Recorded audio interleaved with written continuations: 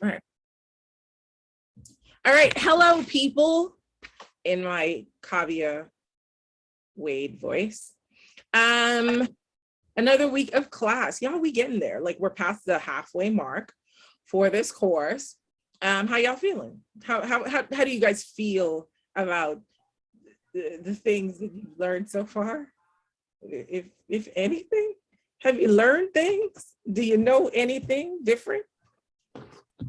It's great, and it's helping me with my other classes. So, word up. That makes me feel very validated. Okay, awesome. Anybody else? Give me some feedback. How you feeling? I hope this isn't like the class that's stressing you out.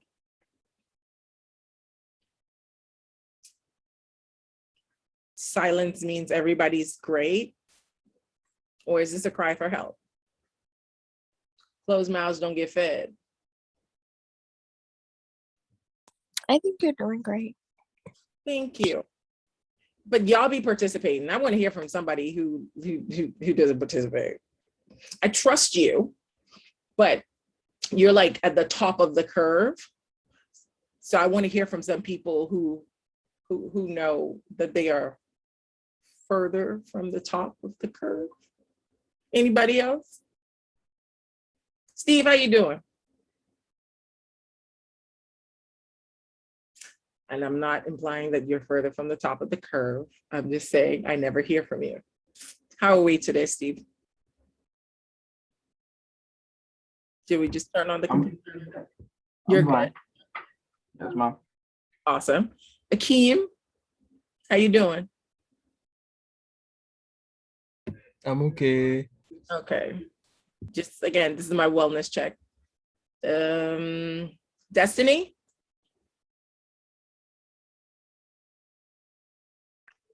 I'm good. All right, don't lie. All right, Tamar, how you doing? I'm good. Okay, all right. See, you can't say I didn't ask you how you were doing. So if there's there's some sort of breakdown or crisis at the end of it, you cannot say I did not try to check in with you. That is a genuine and authentic attempt to check in with you guys. All right. Okay, so I'm gonna share my screen because I wanted to talk about like the final project a little bit today, because the inspiration was finally figuring out what it was going to be. Monet, you good? Yes, ma'am. Awesome. Okay. You just popped in and I was checking up on people. All right, I am sharing. Okay, I got to find which screen I'm sharing. So much chaos. Y'all have no idea. So my kids' podcast, their premiere podcast is going to come out this Saturday, and I just got done editing it, and it's really good. So that makes me so excited. Wait, that's so cute. What's that? Where is the thing? Where's my slides? Why is this trying to stress me? Okay, here we go. I love the way that Zoom makes me feel like an old lady every time I attempt to use it. Like, and I'm very sensitive. I'm not sensitive about like how old I am. I am sensitive about appearing to be an old lady.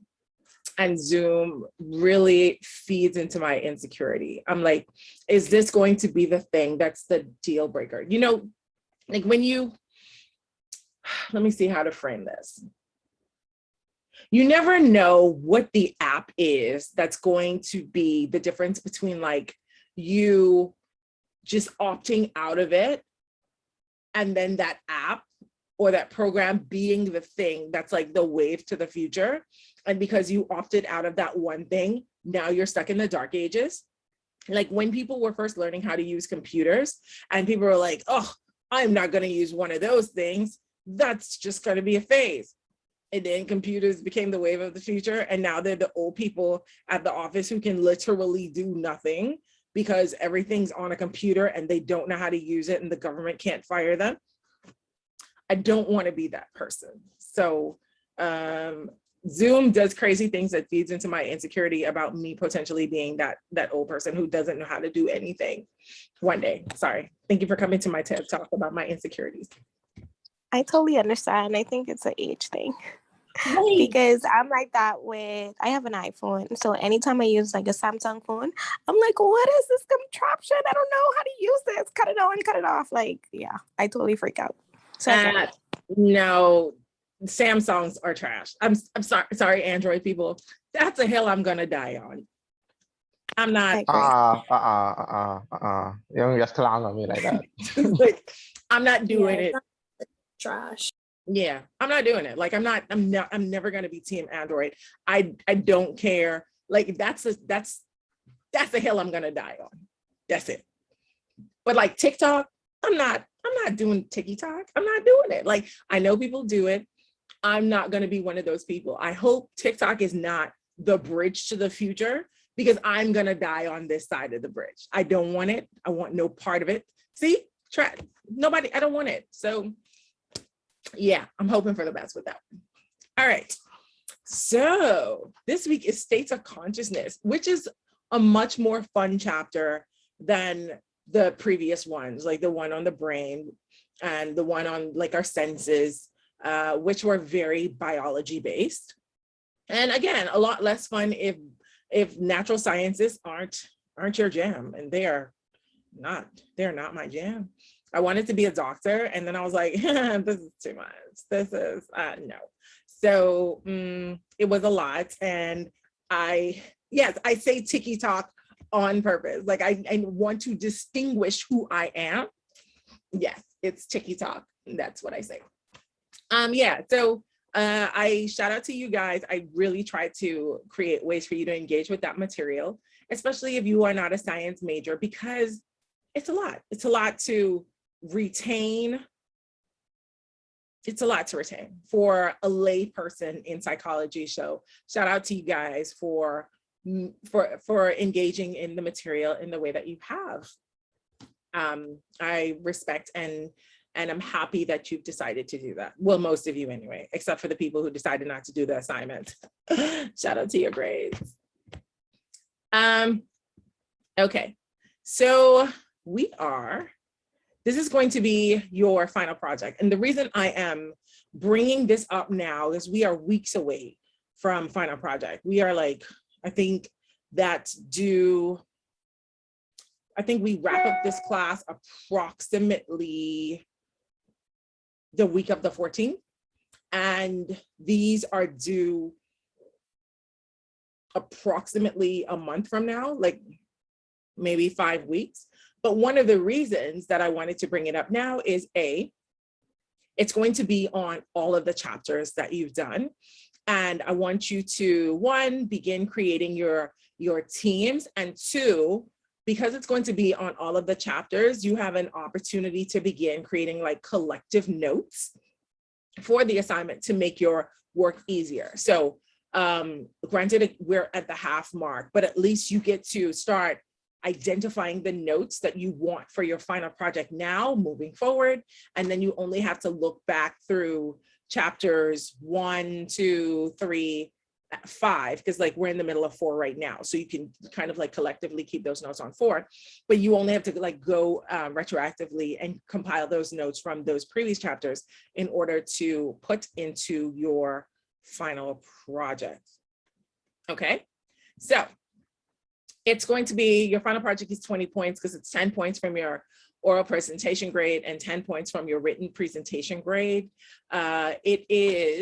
You're going to make an intro to psychology video for students who want to have a general understanding of what this course is about. I thought about this as an assignment in part because these crash course psychology videos I found incredibly helpful as a part of like the supplementary material for this course. I'm sure, like I feel very confident that you guys also find it helpful because they're summarized in a very regular way, and then you can listen to it multiple times to improve kind of like your reception of it. So why not create a video for people who obviously have to take this class and have no idea what intro to psychology is going to be about. So you are going to be divided into 6 groups, and your 6 groups will have an opportunity to make an intro to psych, like a 5 to 7 minute intro to psych video for people who want to potentially take this class. I haven't created the rubric for this yet, but I just wanted to give you a heads up about what this is going to be. And like I said, it's a video, which means it's not a PowerPoint, it's a full video. Your rubric are going to give you the parameters on like the amount of graphics, the quality of editing, that sort of thing. But yeah, so any feedback on this? What's the written presentation? Sorry. The entire project is one part. So whatever grade you get for this, the grade will be split into, you will get that grade as an oral presentation grade and that grade as a written presentation, potentially. Because what I might do is divide your rubric into and have oral presentation part of it and written presentation part of it. That sounds more likely as opposed to duplicating your grade. But yeah, that's essentially what it is. Was that clear? So I just wanted to say, so to clarify, the written part of it would basically be like the script that we use in the video. Potentially. Like what we're saying? Potentially, I don't know. That's why I said I will give you a rubric that will outline the very specific areas. So it might, your written aspects of it might encompass things like, because it says you should have a summary and an overview of 2 objectives of each of the chapters covered, right? So Right. the way that like the quality and content of that summary is what you might be graded for the written presentation, like how that is presented visually in your project, and like have you outline those objectives and identify that. So that might be the written part of the project. And then the oral presentation would encompass like the overall quality presentation, the quality of sound. It's like, obviously, if you're going to use, say, what's that, like the talk to text sound, that's not going to rate as high as like a high quality voiceover. Or if you're a voiceover, the voiceover that you use, if it has like, if it's recorded well, if there's a lot of feedback, if the volume's up, that sort of aspect of it. Does that make sense? So basically like the quality of the video itself. Yes. Okay. And maybe like how many voices are included in this project? Is it one voice, or is it the voices that are reflective of all of the team members? And that's why I was like, I will give you a very specific rubric so that you know how you are to achieve your highest marks. Okay, got you. Thank you. I don't do ambiguity because I don't like ambiguity in marking. Like, I don't want to be like, I guess they did well, 5. I guess this sounded good. Like, I don't like that. I like you to be able to see exactly how you scored. How many people would be in each group? It'll be similar to the last assignment. So my math, I think my math was mathing, but y'all confused me with the number of people that were present or something like that. So if I'm not mistaken, 6 groups, there's approximately 24 of you. So that's 4 persons in 5 groups and 1 group with 3. Is it 24 or 23 of you? It's 23 of you. There are usually 24 of us in this Zoom meeting. So yeah, it's like similar to the last assignment, groups of 4 and then 1 group of 3 persons. Any other questions?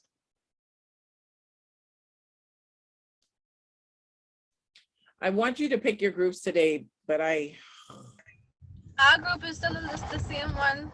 Yeah, that's We what stuck I in was this. saying. Girl, Regina, you beat me to the punch, boo. I have to make sure I say that. Did y'all see my face? Because You knew I was coming, eh? yes, I knew you would say that.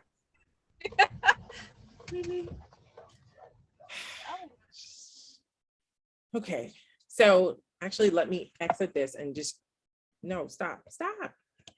Let me escape this presentation because I want to put that slide in. Ugh. Final presentation groups. Y'all just, whew.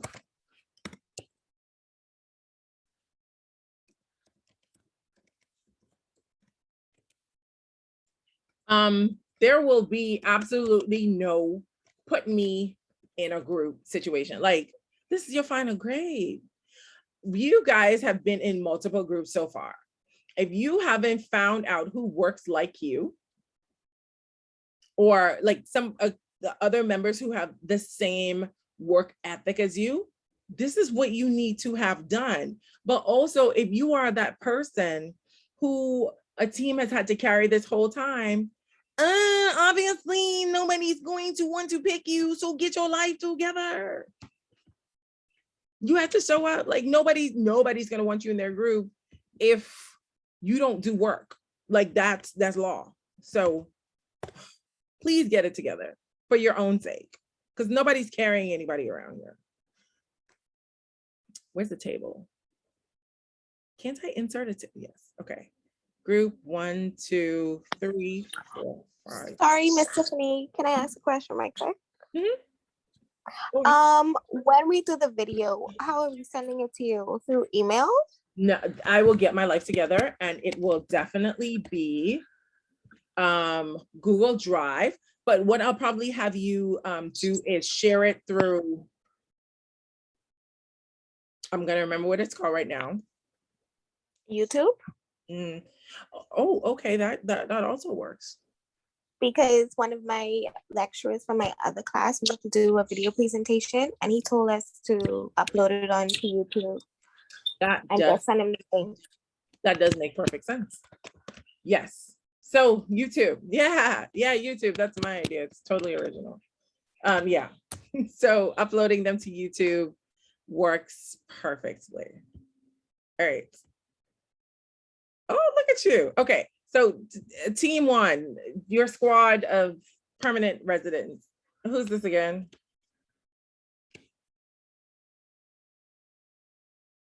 Say permanent residents. Adria Aubrey. Mm-hmm. Alicia Smith. Mm-hmm. Destiny Neely. Mm-hmm. Okay, Regina, I don't want to mispronounce your last name, love. Rambaran?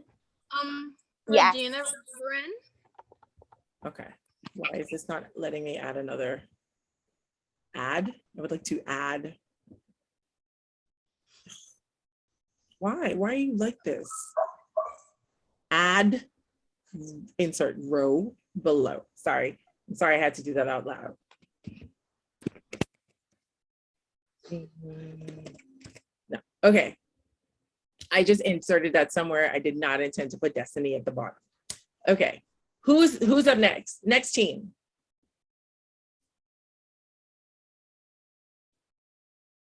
Claim me people now. You guys should have some experience of like a team that you want to be with. Come on.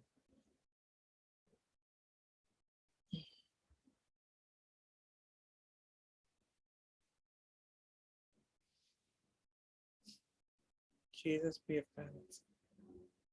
Okay, so I will leave this here. Get back to me on it, please. Okay. Let me know. There cannot be the 23 people, and out of 23 people, 4 of you know who you want to work with. This is insane. Sorry, I know I have this on the slide, but I don't have the sharing thing. Let me share that now. Only people. Anyone with link. Done. Okay, so the rest of you get back to me on this. All right, we jump into class. So as I previously indicated, this week, this lesson's a little more exciting because we talk about consciousness and not like from the Rastafarian aspect or its American cousin woke. We talk about like literal consciousness, looking at the states of like being awake, looking at like what that actually means, looking at stages of sleep, and then also looking at altered states of consciousness, which includes like altered through like drug altered states of consciousness. All right. So our objectives to characterize consciousness, waking consciousness, and altered states of consciousness. Also, this is like a this is a short-ish chapter. And so I'm actually trying to decide how to deliver this. I'm trying to figure out if to give you most of it today. That's what I'll do. So, or actually, quick question, because your quiz on chapters 2, 3, and 4 are scheduled for next week. What are your thoughts on actually having that quiz on Thursday? No, Wednesday. Is it a long quiz? This one is big? Yeah. Because I said, Will it be a long quiz? that's a great question. I currently have no idea. Because if it's a long quiz, then I prefer next week. But if it's something like short and doable, then I guess this week, that's my vote. What's short? What do you Agreed. I agree. Like if it's short and Like if it's 20 questions or less, yeah. if it's more. And it's like part 2 people next week. It's 3 chapters. It's probably going to be like 50 questions. Okay, so next week. Yeah, next week. All right. Okay, so we can, so I'll try and wrap this up. I'll try and wrap most of this up this class and do the second part of it next class, and then let you go a little bit early so that you can study for your 3 chapters. Does that make sense? Yes, perfect. Okay, right. That's what I was trying to figure out, like what part of this would be helpful. Like if I gave you, that's okay, sorry. So my question was like, if we did the entire chapter 4 now, and then during next class, I give you the first hour of the class as like a study, and then open up the quiz at like 7 o'clock.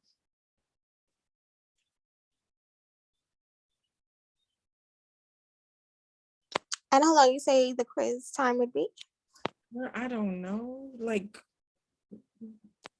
the same amount of Hour time, and a 5 half? minutes, an hour and a half for 50 minutes for 50 questions. You try. I'm just kidding. Okay, probably like to be fair, maybe like an hour and 10, 15. For 50 questions? I guess. Yes, y'all is be running out, It's multiple choice though. which is worse because you have to think about it. Okay. An hour and 10 minutes. Yes, thank you so much. How long are you thinking? I don't know. Okay.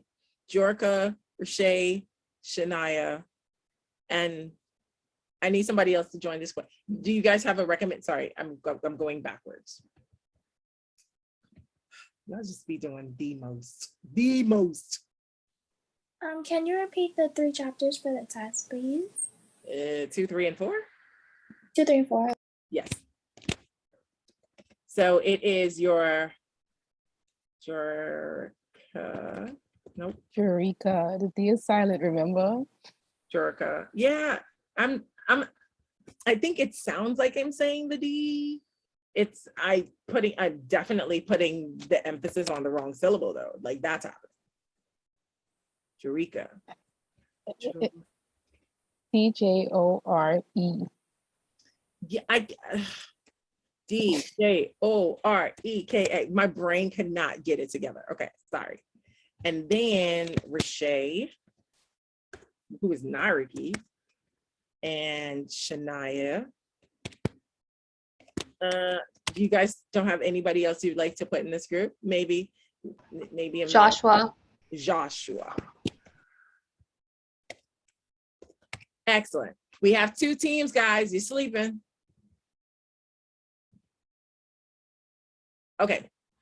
So back to our objectives. Describe circadian rhythms.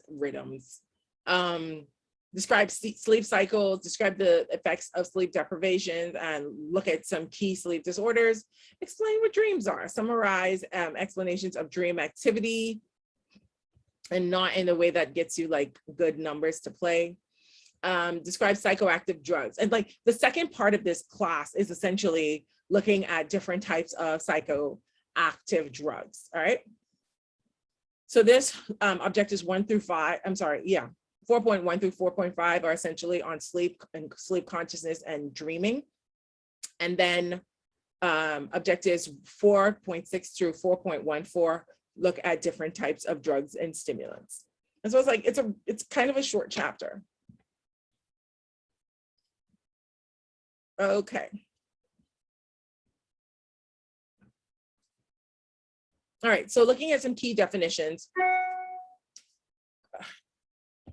One thing AKA gonna do is send you an email.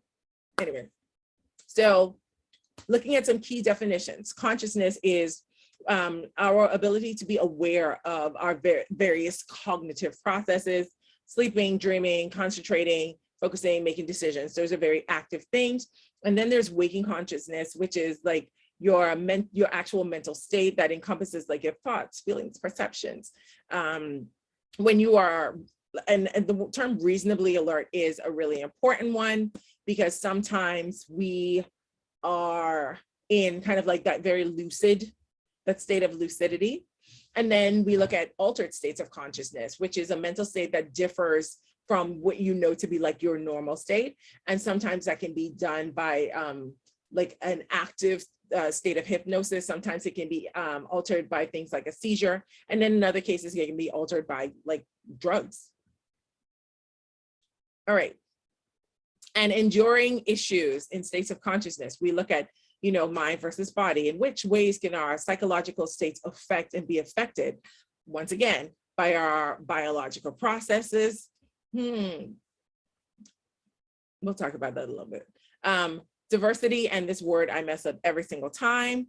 Are some people more susceptible to various altered states of consciousness than others? Which is like a question like, do certain drugs affect certain people differently? Are some people more likely to be hypnotized than others? Are certain types of people more likely to have seizures? Those kinds of diversity versus universality. I think I said it right this time. And then person versus situation.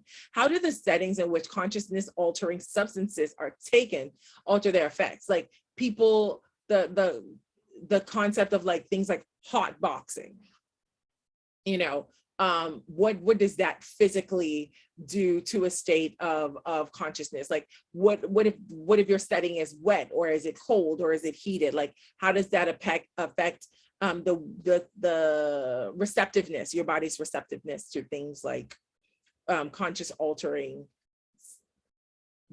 I want to say drugs, but substances, all right? Like even things like NyQuil, taking like a cold or cough medicine. Are there circumstances under which you take it that makes it more effective or ineffective than others? Really? Okay. All right, as I love to do, because I really enjoy these videos, and I hope, and I'm assuming you enjoy them too. And you know, all right, so to sleep pretends to dream. This episode is about sleep and dreams. Comedian Mike Birbiglia was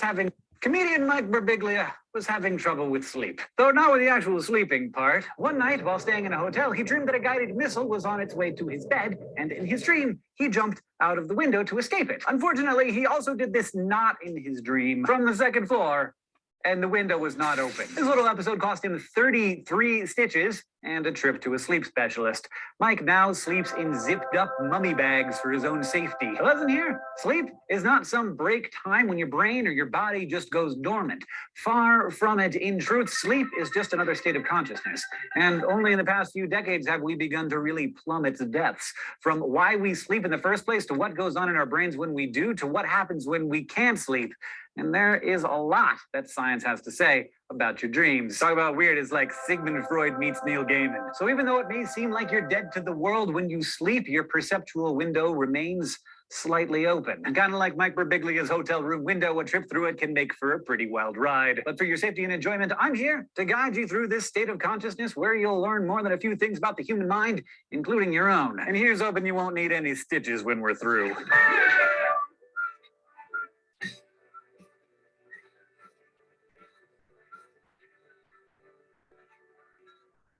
Technically speaking, sleep is a periodic, natural, reversible, and near total loss of consciousness, meaning it's different than hibernation, being in a coma, or in, say, an anesthetic oblivion. Although we spend about a third of our lives sleeping, and we know that it's essential to our health and survival, there still isn't a scientific consensus for why we do it. Part of it probably has to do with simple recuperation, allowing our neurons and other cells to rest and repair themselves. Sleep also supports growth, because that's when our pituitary glands release growth hormones, which is why babies sleep all the time. Plus, sleep has all kinds of benefits for mental function, like improving memory, giving our brains time to process the events of the day, and boosting our creativity. But even if we're not quite sure all of the reasons why we sleep, technology has given us great insight into how we sleep. And for that, we can thank little Armand Asarinsky. One night in early 1950s Chicago, 8-year-old Armand was tucked into his bed by his father. But this night, instead of getting a kiss on the forehead, little Armand got some electrodes taped to his face. Armand's dad was Eugene Asarinsky, a grad student looking to test out a new electroencephalograph, or EEG machine, that measures the brain's electrical activity. That night, as his son slept peacefully, he watched the machine go bonkers with brainwave patterns, and after making sure that the machine wasn't somehow broken, discovered that the brain doesn't just power down during sleep, as most scientists thought. Instead, he had discovered the sleep stage we now call REM, or rapid eye movement, a perplexing period when the sleeping brain is buzzing with activity, even though the body is in a deep slumber. Asarinsky and his colleague Nathaniel Kleitman went on to become pioneers of sleep research. Since then, sleep specialists armed with similar technology have shown that we experience 4 distinct stages of sleep, each defined by unique brainwave patterns. Say you're just going to bed. All day, your endocrine system has been releasing awake hormones like cortisol. But with nightfall comes the release of sleepy melatonin hormones from your pineal gland. Your brain is relaxed but still awake, a level of activity that EEGs measure as alpha waves. You're feeling sleepy, your breath slows, and suddenly you're asleep. This exact moment is clearly evident on an EEG reading, as those alpha waves immediately transition to the irregular, non-rapid eye movement stage 1, NREM1 waves. It's in this first stage of sleep that you might experience hypnagogic sensation, those brief moments when you feel like you're falling and your body jerks, startling you. As you relax more deeply, you move into NREM2 stage sleep, as your brain starts exhibiting bursts of rapid brainwave activity called sleep spindles.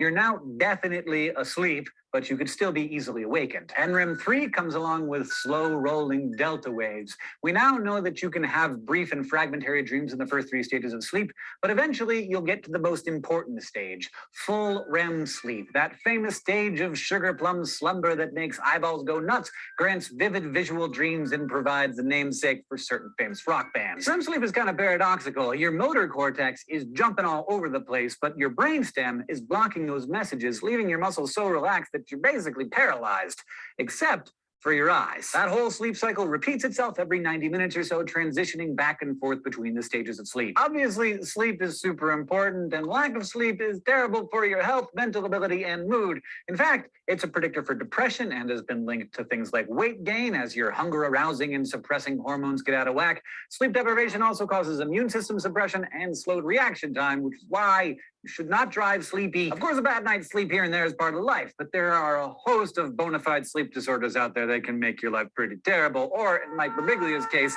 land you in the emergency room. We've got insomnia, which is persistent problems falling or staying asleep, and kind of its opposite, narcolepsy, whose sufferers sometimes experience brief, uncontrollable attacks of overwhelming sleepiness called sleep attacks.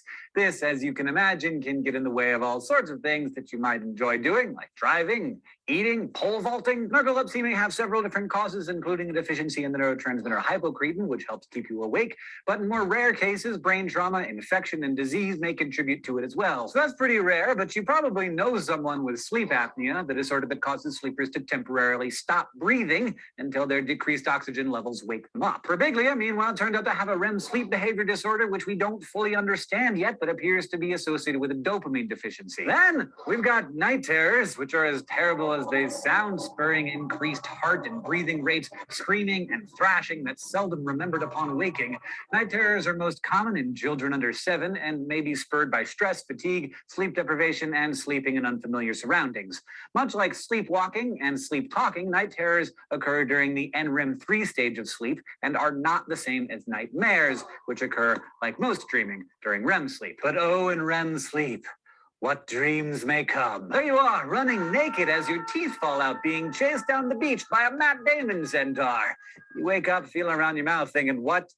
Welcome to your dreams, those vivid emotional images racing through your sleeping brain, often providing a backdrop so bizarre that it may seem like David Lynch, Terry Gilliam, and Tim Burton are trying to out-weird each other at a film festival. A really, really long film festival, considering the average person spends about 6 years of their lives dreaming. So yeah, sometimes you have really crazy dreams, but mostly your average dream just sort of unpacks and reshuffles what you did that day. For example, last night I dreamt about Tumblr, because I spent a lot of time on Tumblr yesterday. If you played Tetris all afternoon, you might dream of blocks falling from the sky. If something traumatic happened to you, your brain might provide you with a nightmare to help extinguish your daytime fears. Thanks, brain. And again, you might be unable to stop dreaming about the trauma, which we'll look at in the future when we discuss post-traumatic stress disorder. Our two-track minds, of course, allow us to register more stimuli than we outwardly acknowledge during the day. And in that way, the sounds of car alarms or stinky dog farts that you might not even have noticed get incorporated in your dream too. And that's all interesting and weird and sometimes a little gross, but what's the real purpose of dreaming?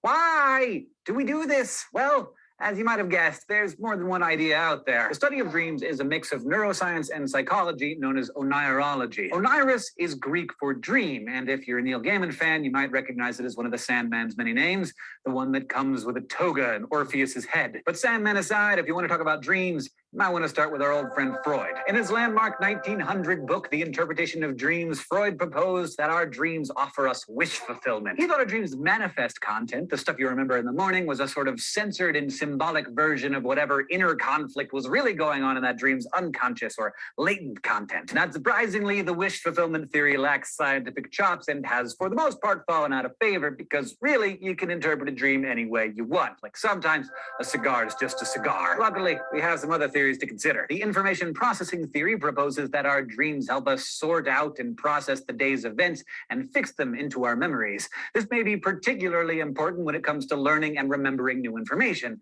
And some studies show that people recall new tasks better after a good REM sleep full of dreams. But if brainwave readings show us anything, it's that there is a lot going on in your brain when you dream. And the physiological function theory suggests that dreaming may promote neural development and preserve neural pathways by providing the brain with stimulation. When our brains are stimulated, they expand their connections more. So babies, for example, spend much of their sleep time dreaming, perhaps in part to help their brain circuitry develop more quickly. This is similar to the idea that dreams are part of our cognitive development. By this model, dreams draw on our knowledge and understanding of the world, mimicking reality and engaging those same brain networks that light up when we daydream. And finally, there are theories that focus on the way REM sleep triggers neural activity and the idea that dreams are just sort of accidental side effects.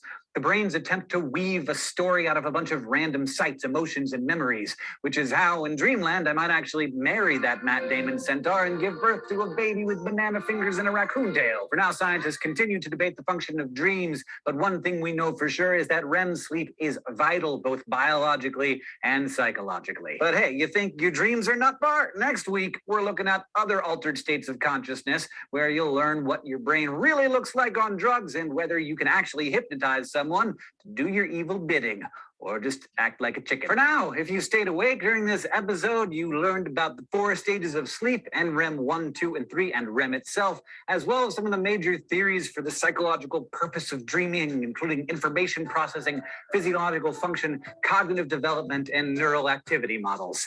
Thanks for watching, especially to all of our Subbable subscribers who make this whole channel possible. If you'd like to sponsor an episode of Crash Course, get a special laptop decal, or even be animated into an upcoming episode, just go to subbable.com/crash course.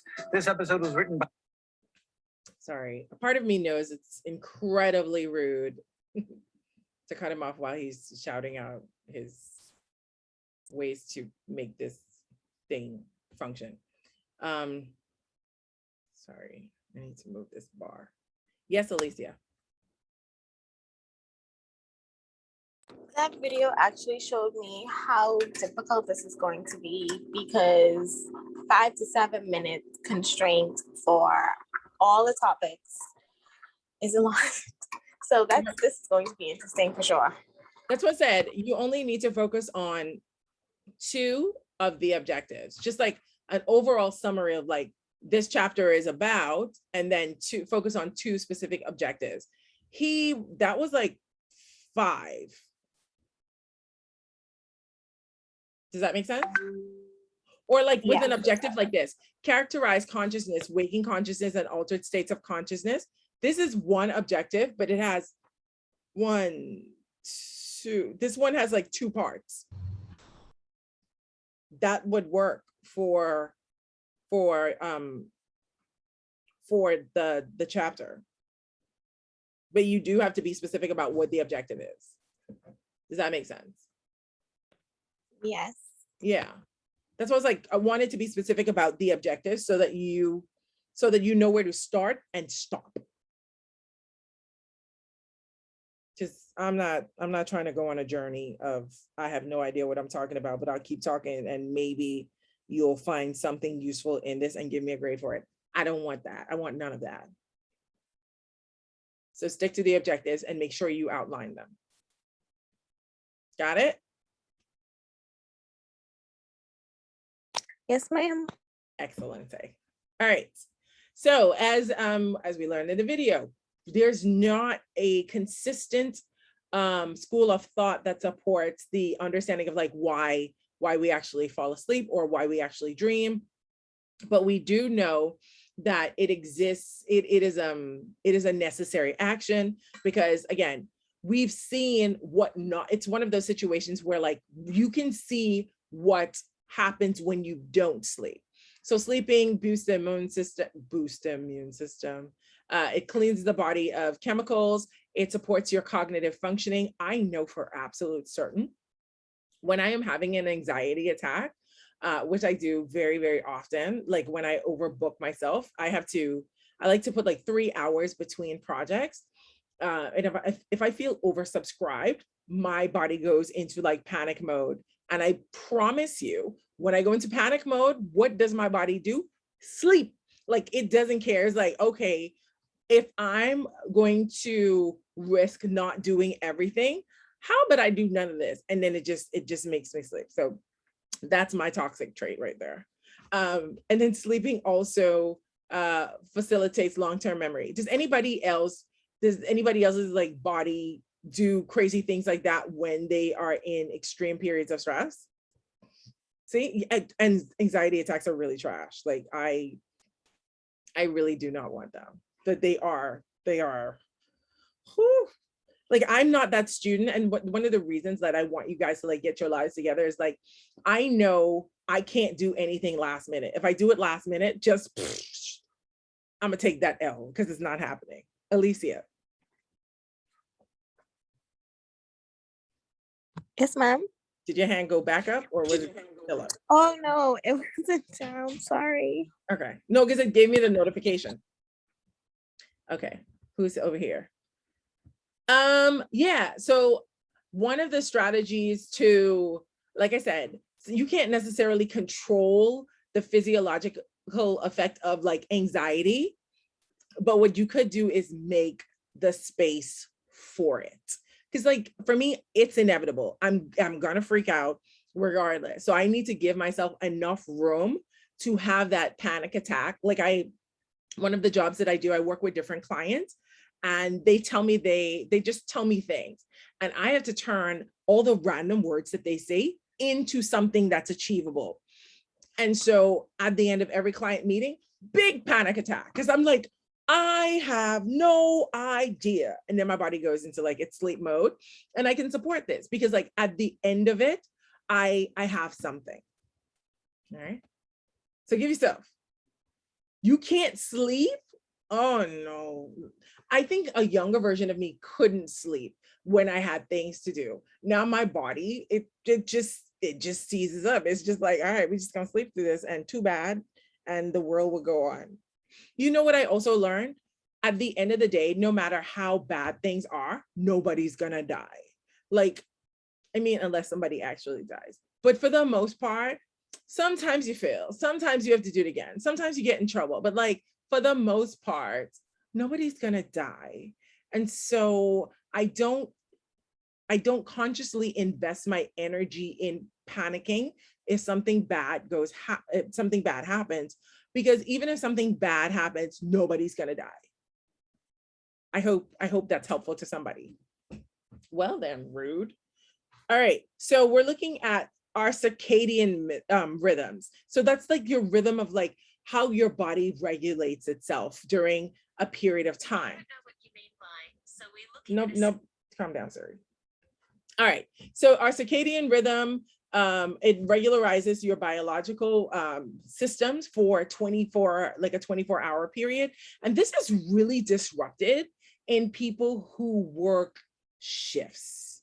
And I've always wondered why, like, for example, like doctors, I guess this is why they try to create consistent shift systems for people. So at least you have a week's worth of time where your schedule is consistent.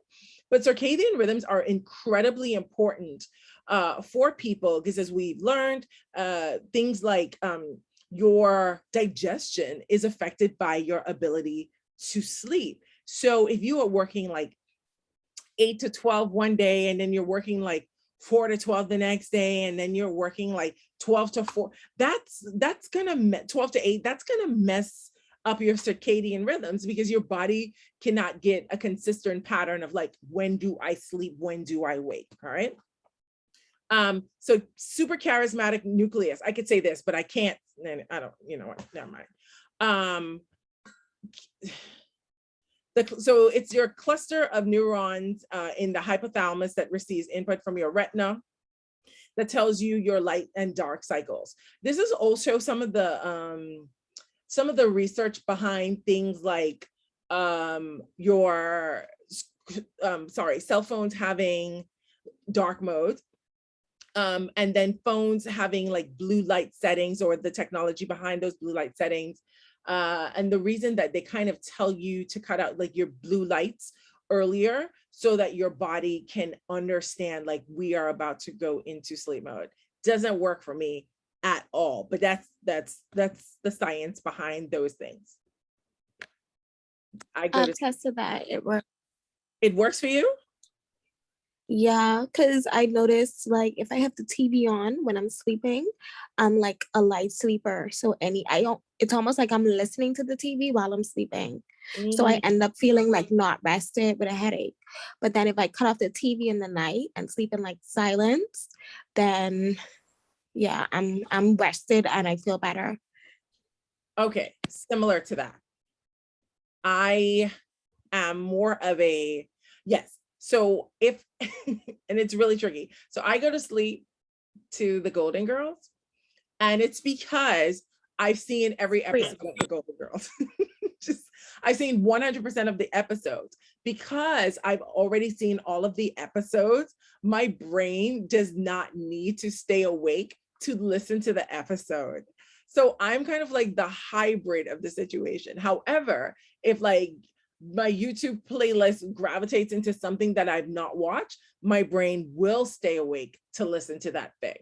So that's the trick that I've learned. But I can't play it on my TV, because that light is definitely too bright and it will wake me up. I have to play it like on my phone, and then my phone goes off. But yeah, I sleep to the Golden Girl. But it's weird though, like who gave your brain permission to like watch TV when I'm trying to sleep? Like I just need like a little bit of background noise. I can't sleep in silence, but now I'm like forced to, because I even noticed that if I have my TV on, if I'm watching something while I'm sleeping, well, if something is on while I'm sleeping, I actually get anxiety. What? Yeah, honestly, like I could feel my heart like palpitating like while I'm sleeping, like my breathing increased. Yeah, honestly. And then I wake up feeling anxious. I'm so you weird. never get through the third round. What about your fan though? Oh. Yeah, that's something, but it's like not sufficient. Like not enough. White You noise. put it on the highest?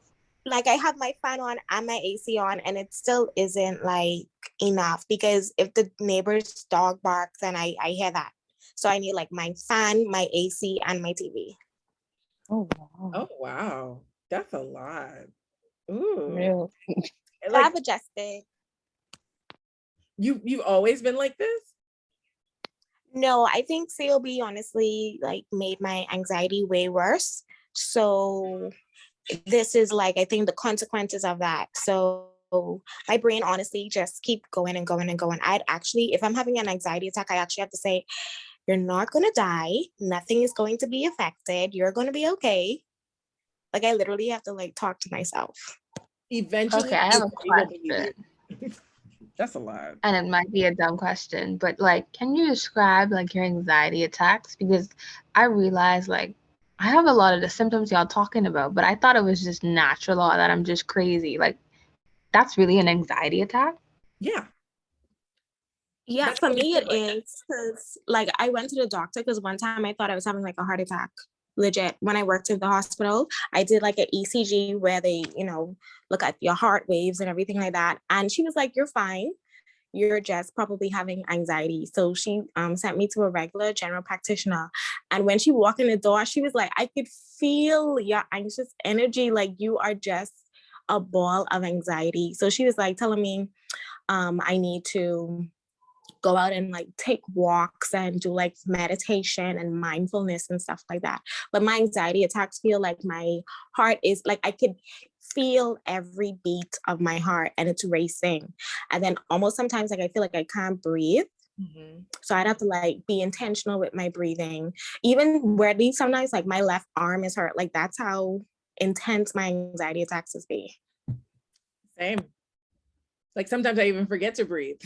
And then I just take a really deep breath. Yeah. I found a way to like deal with my anxiety though. Like I kind of rub my hands together and like to make myself aware that I'm here and not so much in my head. Because I realize that like when I have anxiety attacks, I feel like I'm like not in the same space as everybody else.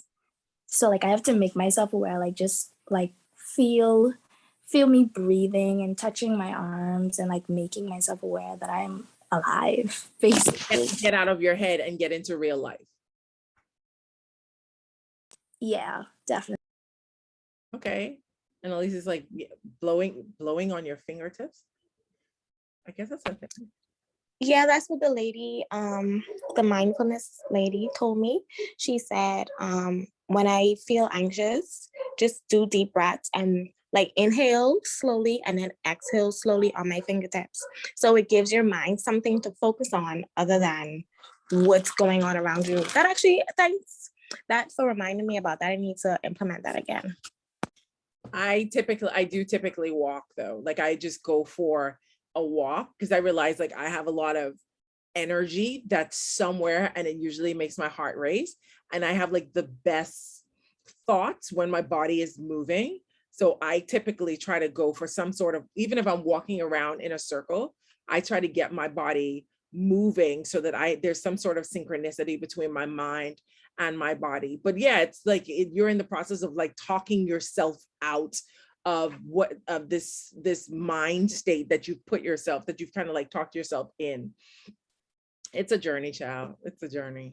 And it's anxiety is definitely one of the more underdiagnosed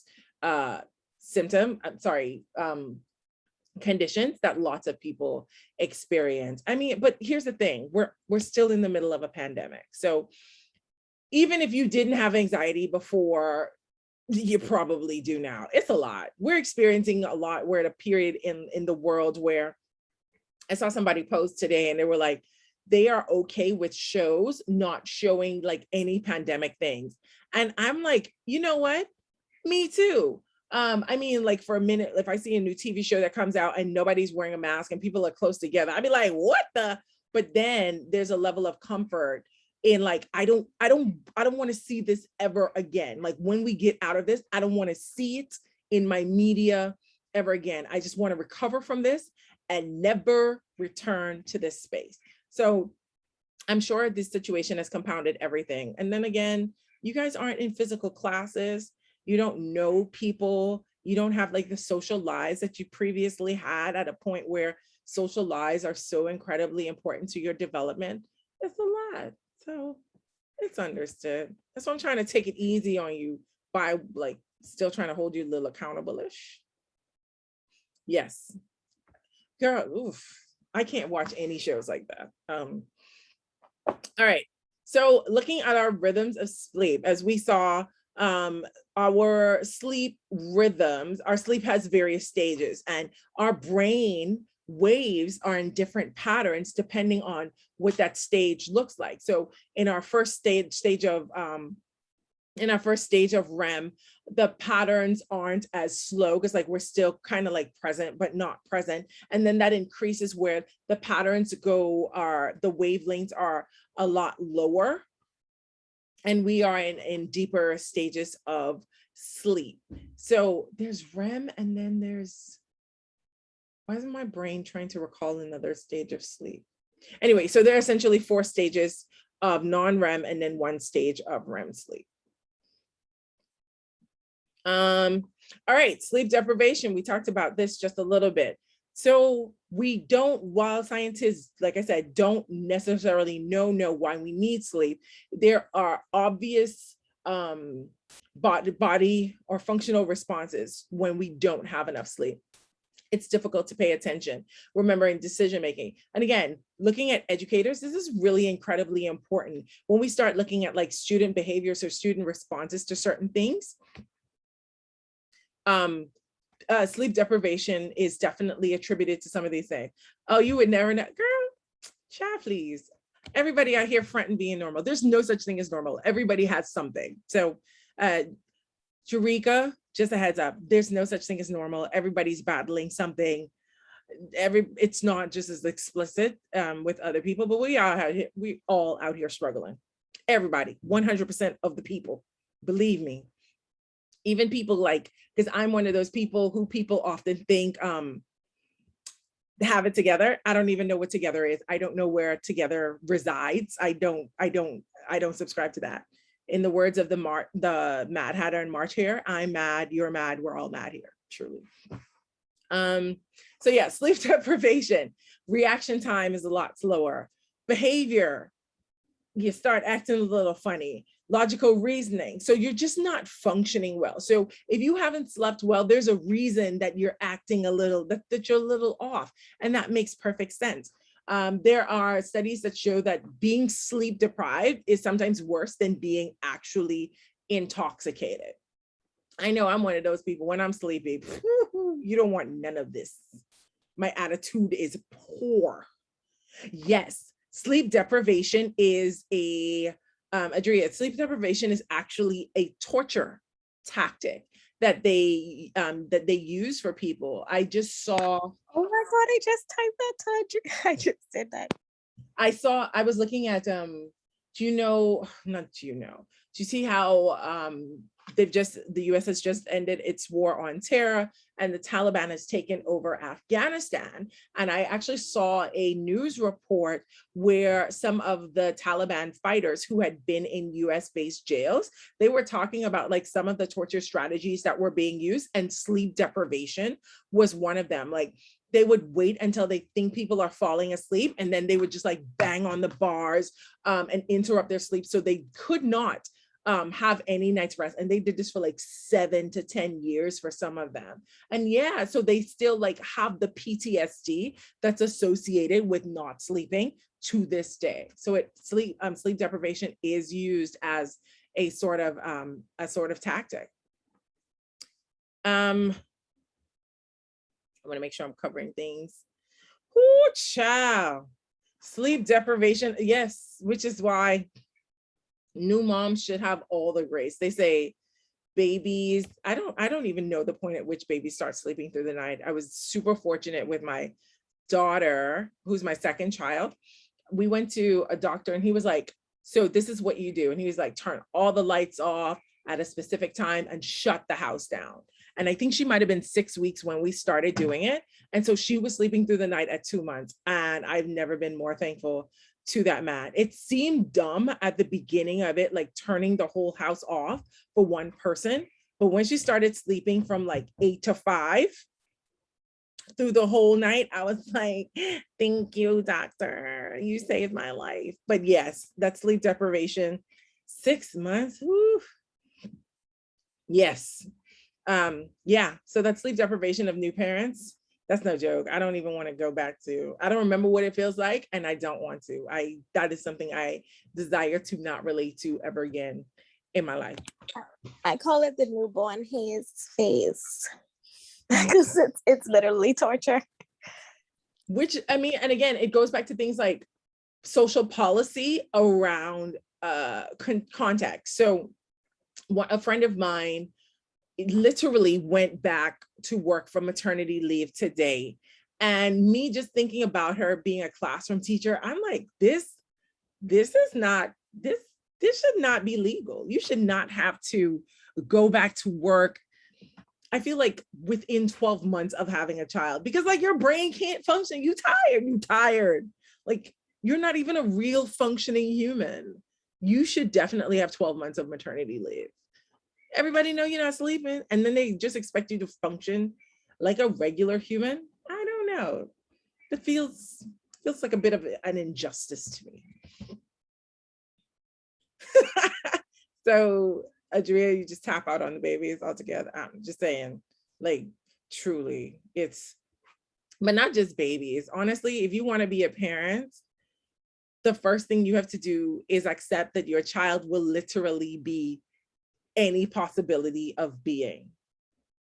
And if you can't make your peace with that, maybe it's not for you. It's like dealing with my daughter's anxiety and dyslexia. Whoo, child. I have revisited that thought many a time. So yeah, you just have to be willing to accept that your child can literally be any type of being, and you just got to take that L if it's something that's less desirable / tolerable. These are the breaks. So we're looking at, he started talking about Mike Burgley. I can't say his name, but I know he's a comedian. And I'd seen his Netflix special about his sleep disorder.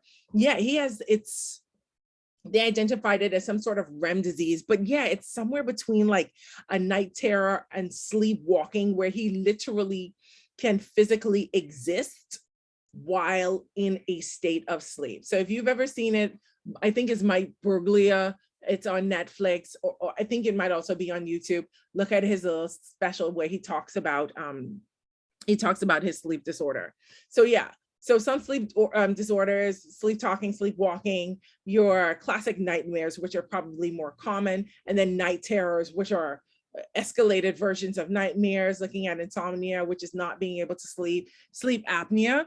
So sleep apnea is actually incredibly common. Like people who sometimes, and a good indicator of it is like people who snore and wake themselves up. They're not just, sometimes it's not the sound that's waking them up. They've stopped breathing. And so that's what jerks them back to sleep. And then narcolepsy.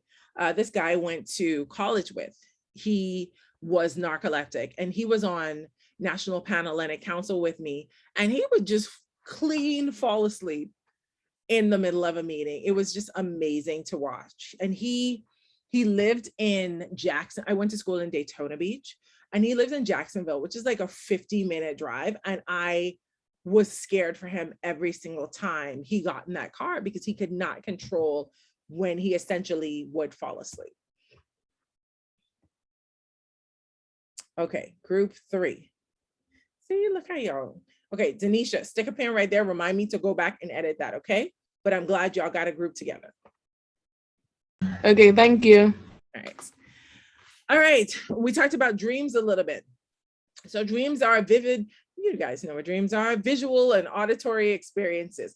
They're things that truly feel like real life. I think dreams are extremely extraordinary in the way that they are so vivid, and you can remember them within like the first 60 seconds of being awake. And then after like a minute and a half, it is the most vaguest of recollections. Like you knew a thing happened and you knew the extent to which it happened, but like when your mouth, you can't necessarily put language around it, and then it just all disappears. It's truly extraordinary. So things that influence your dreams are things like your culture, internal and external stimuli. So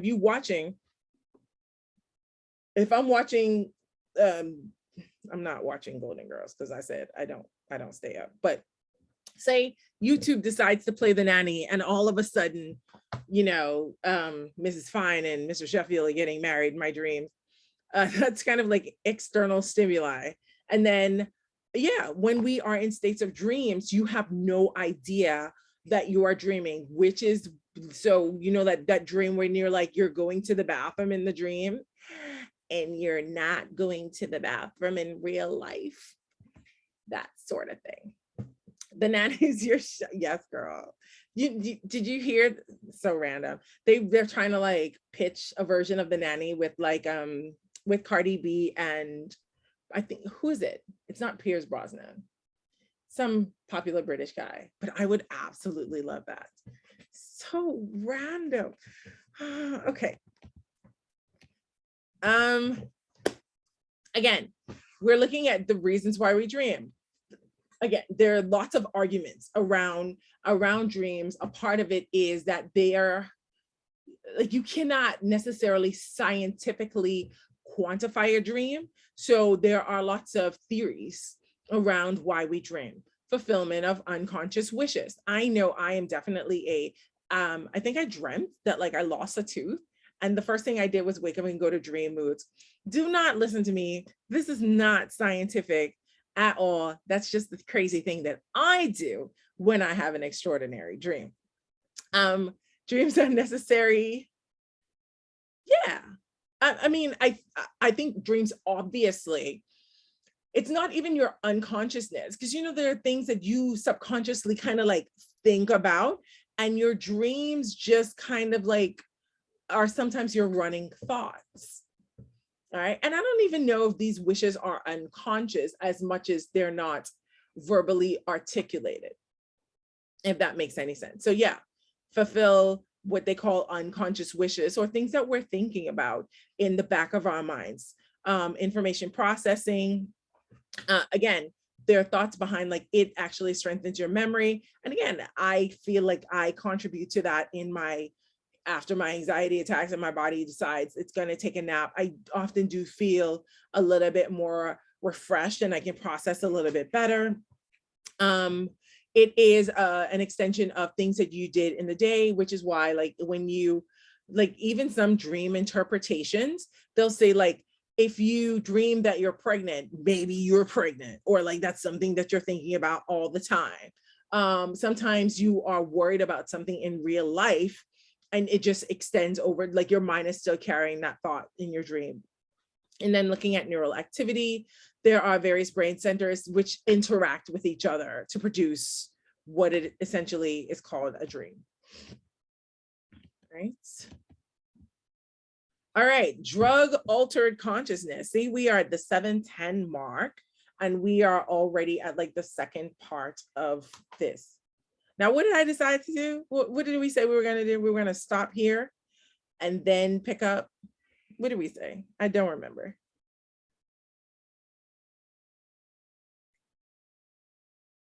Nobody remembers? Are we going to wrap up the whole chapter today? No, we can stop and come back on Wednesday. Okay. Yeah. Because this second part, again, it just goes through a battery of not potential drugs, Jesus, of state altering substances. And we just kind of like go through an entire range of them. So I will use this first opportunity to, no, stop. Let me go back and get that group. So yeah, if we want to go early, we need all these groups. I'm gonna put the pressure on you. Denisha, did I put an extra letter in your name? No. Did I spell your name wrong? It's E-I-S-H-A? Daneisha. Okay, I gave you an I-E. Okay. Denisha, Jamie, Akeem, and Sasha.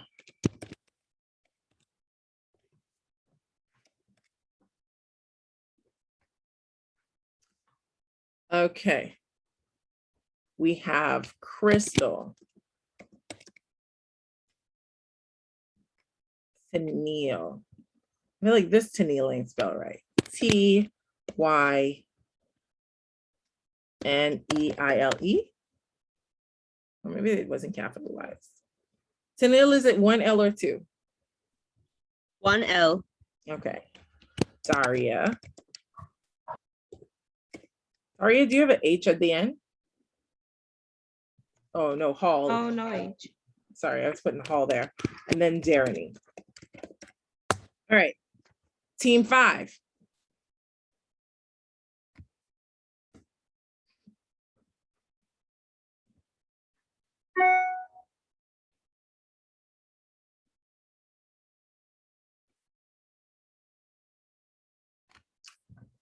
This is what? 4, 8, 12, 16. That's 7 people unaccounted for. Speak now.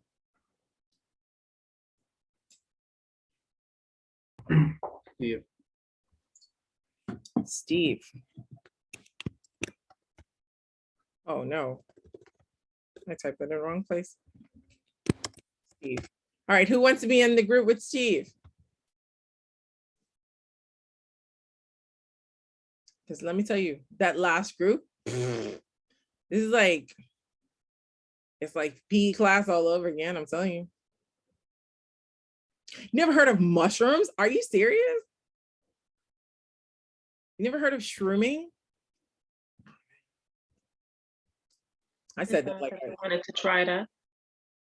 it, because there are things that are called like micro dosing. I know that some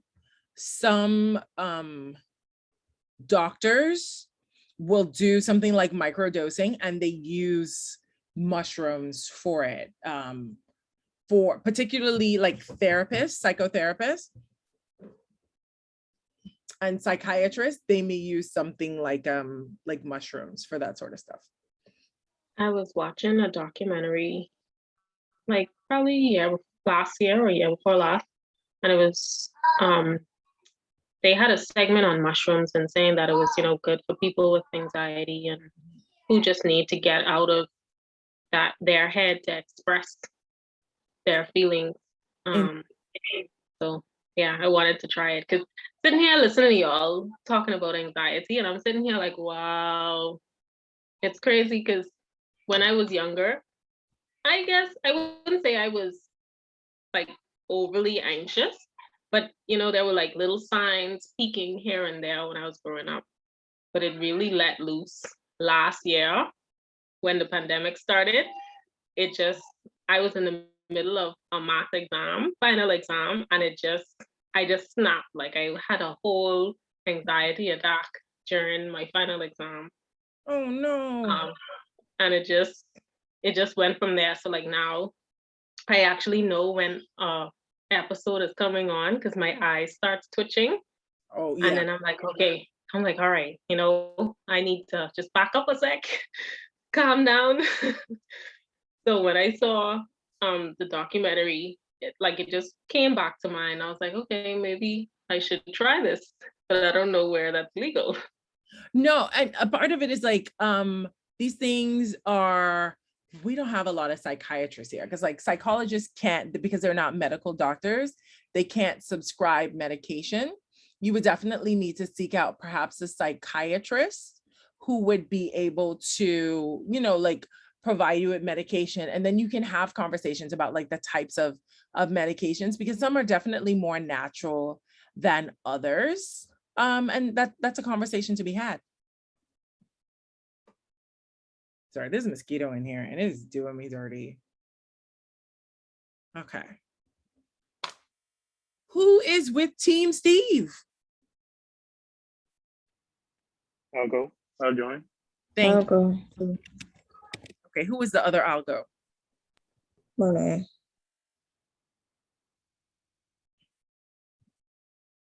Tamar? Is Tamar a girl? Tamar, that's me. I didn't think so. Okay, so who was the other person? The girl. Who was the female voice I heard? Monet. Monet, sorry, because your name didn't light up when you spoke. It usually does. All right, I need one more person for this group. And the last team. Me. Me. All right, Austin. Boom. Last team. You are who you are because you've chosen to be. Okay, let me double check the roster. Anicia. Yeah, I guess you on that team. Because I don't think you're on another team. So Anicia. Who else? Kian, Daria, Tanisha, Steve, Regina, Crystal's on that team. No, Crystal's taken. Sorry. Shania's taken. Destiny, Joshua. I'm pretty sure I saw Rashay. Is it? Did other people leave? Is nobody else here? Who all here? Azaria. Azaria. And am I missing anybody else? I feel like I'm missing another male.